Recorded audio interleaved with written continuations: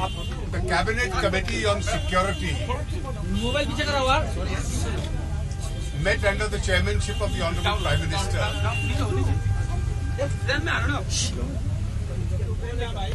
to take an assessment and discuss the incident that took place in Pulwama yesterday, in which a large number of CRPF personnel sacrificed their lives. The CCS observed 2-minute silence in the memory of those who laid down their life by making the supreme sacrifice for this country. It placed on record its deep gratitude of the whole nation to those who have made this sacrifice, and expressed its condolences with the bereaved families.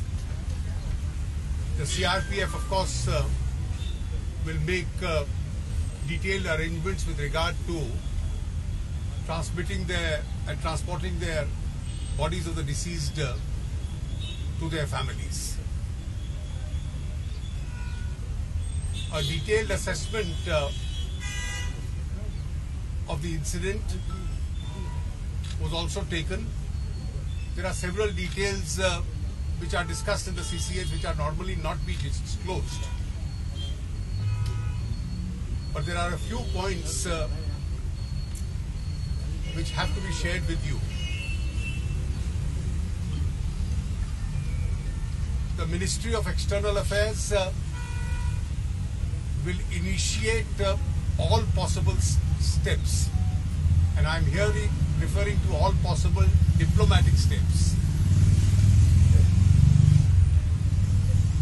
which have to be taken to ensure the complete isolation from the international community of Pakistan, of which incontrovertible evidence is available of having a direct hand in this gruesome terrorist incident. The Ministry of External Affairs in due course will continue to keep you informed with regard to the steps that it is taking. The most favoured nation status which had been granted to Pakistan stands withdrawn. The Ministry of Commerce will issue the necessary communications in this regard. The Ministry of External Affairs will also engage with the international community to make sure that the Comprehensive Convention on International Terrorism, which has been pending for over 3 decades before the United Nations, particularly because of the definition of the word terrorism, is now adopted at the earliest. As far as our security forces are concerned, they will be taking all possible steps. Firstly, to ensure that full security is maintained, and secondly, to ensure that those who have committed this heinous act of terrorism and those who have supported it actively are made to pay a heavy cost for it.